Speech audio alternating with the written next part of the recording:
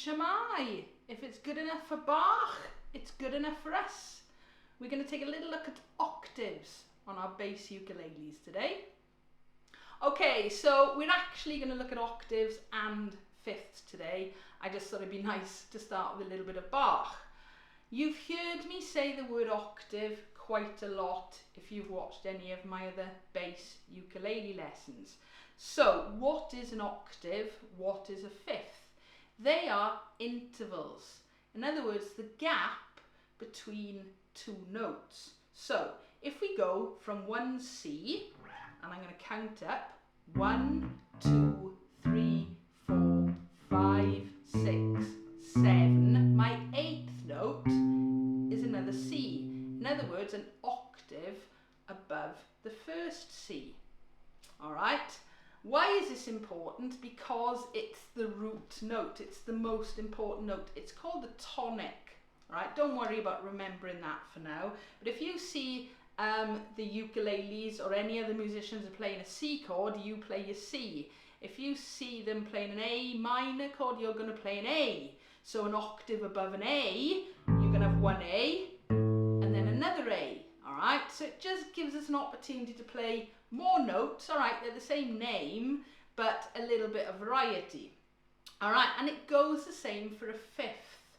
Doesn't always work, but very often if you're playing a C chord, alright, the fifth note of a C chord is a G, so you could get away with playing a C followed by a G, C, G, okay? So it's a really good way of expanding your bass playing without ruining the bass line. And of course the bass line, it's simple. You don't go playing too many crazy notes, especially not when you're first starting out. Less is more. I'm sure some of you may have heard the old joke. Bass player starts having lessons.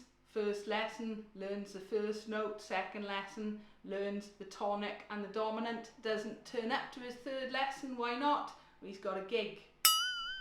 It really is that simple. Keep it simple when you're playing your bass lines.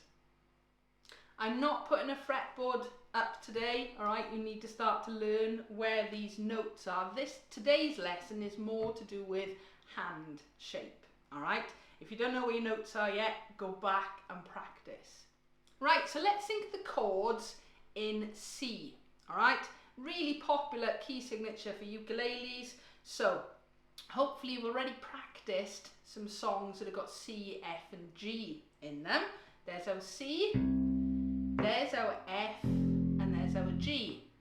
Why? Why is it those three chords? Well, we're back to the logical theory stuff again. We know our first note is the most important note of the scale. We know our fifth note, the dominant note, is the second most important note of the scale. And then the next one after that is the fourth or subdominant. And in this case, if we're in the key of C, C, D, E, F. That's how we get the three chords for the key of C. So C, F, and G.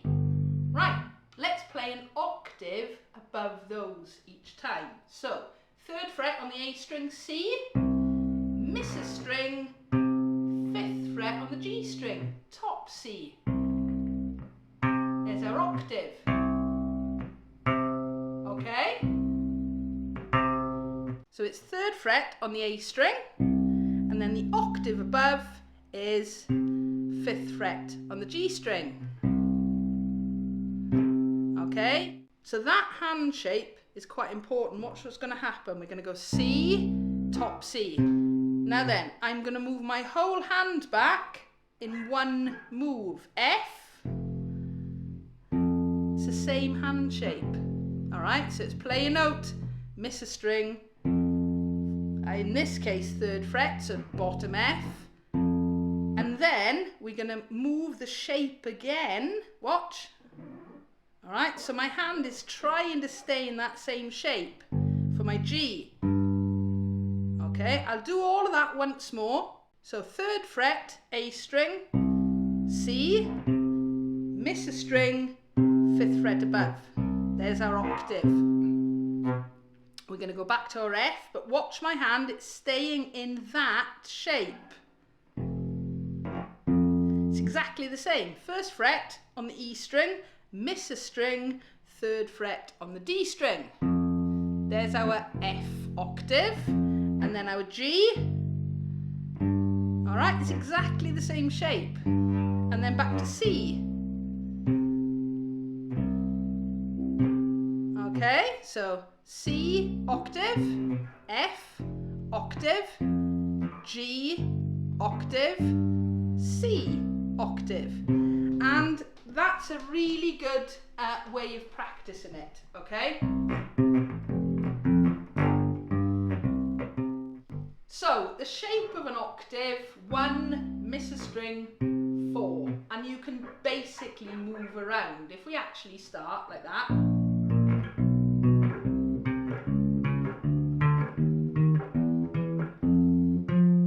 okay, and it works on all the strings. Nah, you can't do it on the D string because you can't miss a string out, all right? So this is where you've got to know what some of your bottom strings are. So if we went C there, and then D there, that's the same as that D. All right, get the idea? So this octave shape. Okay, right. Let's now very quickly jump to fifths, and there's a good reason for this. Oh look, it's our 4th finger on the next string.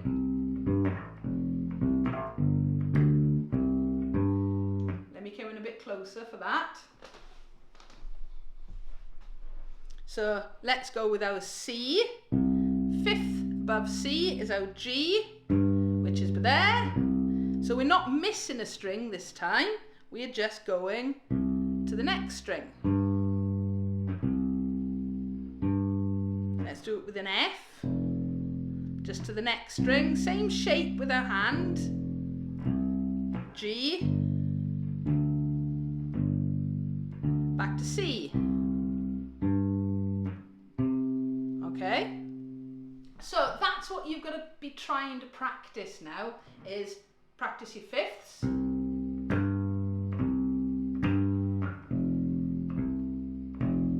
Back to G.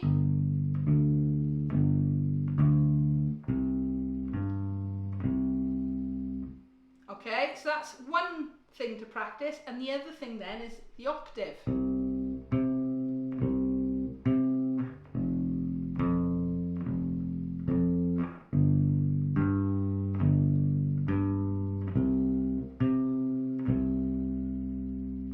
And then you just combine them.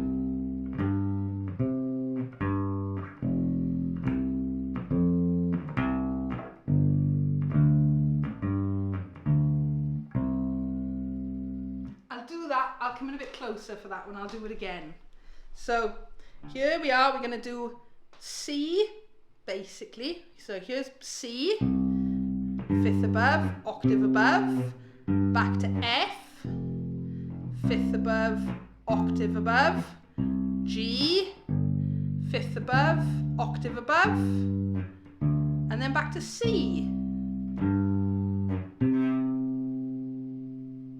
So when you're playing along now, you haven't got to just stick to that one note. You can play it in different places, and once you get this pattern of where you are, in other words, your 1 and your 4, neither missing a string or playing the next string, it's so much easier.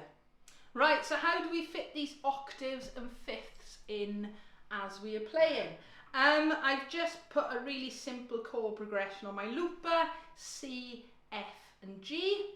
I'll start off by just playing the root, then we'll add the octave, and then we'll see about the fifth.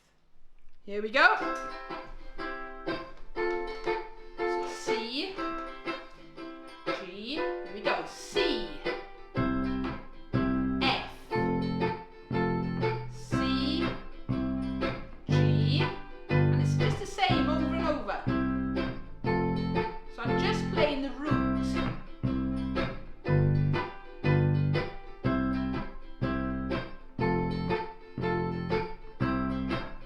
Now this time I'm going to do an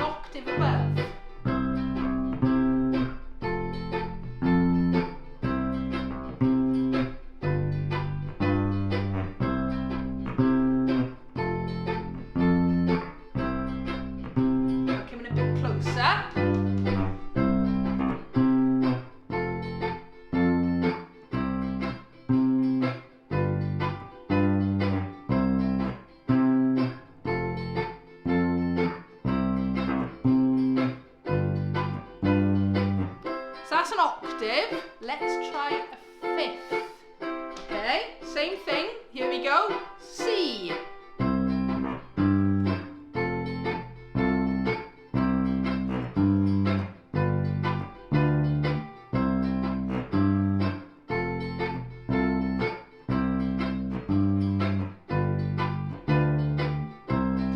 And you get the idea.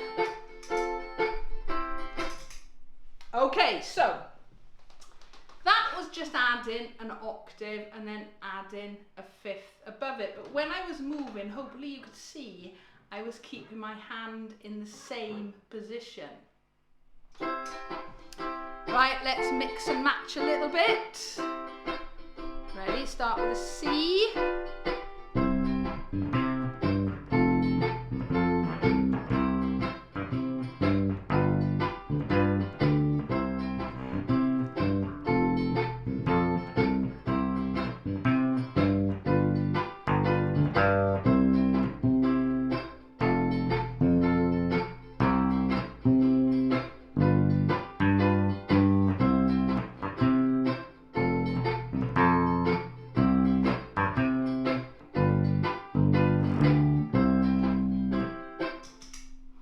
I'm just going to do that without the looper, just so you can have an idea. I was doing, I'll slow it down a bit as well.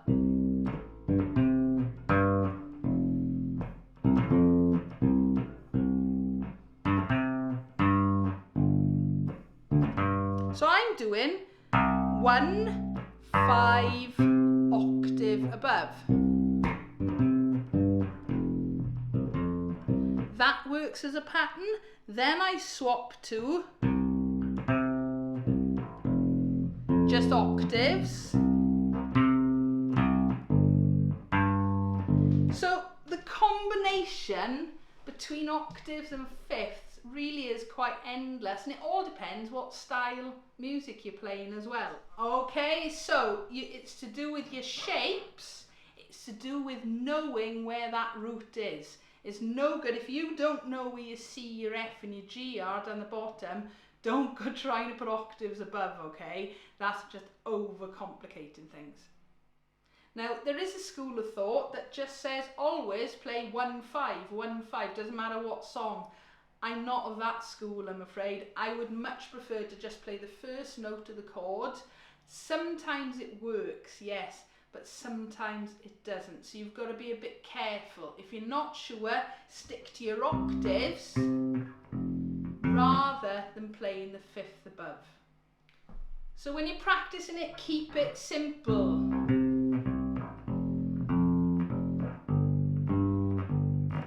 Try and keep that hand in the same shape. And your little reminder as well, you pluck your strings across. You don't pluck your strings away, and you put your thumb in the middle of the back of the neck, okay? Just in case anybody's not sure as well, this is a bass ukulele. I know it looks a bit different. This is a solid body, but if you've got an electro acoustic bass ukulele like this lesson, the octaves, the fifths, they're exactly the same. So when you're practicing now, start to think about adding some of those top notes or the fifth above. When you're practicing it, keep your hand in that position. Okay? As always, I do hope this lesson has helped and you have enjoyed it. You know what to do. If you've got a comment or a question, pop it below. Give us a like if you've enjoyed it, and don't forget to subscribe so you don't miss out on new lessons. Thanks for watching.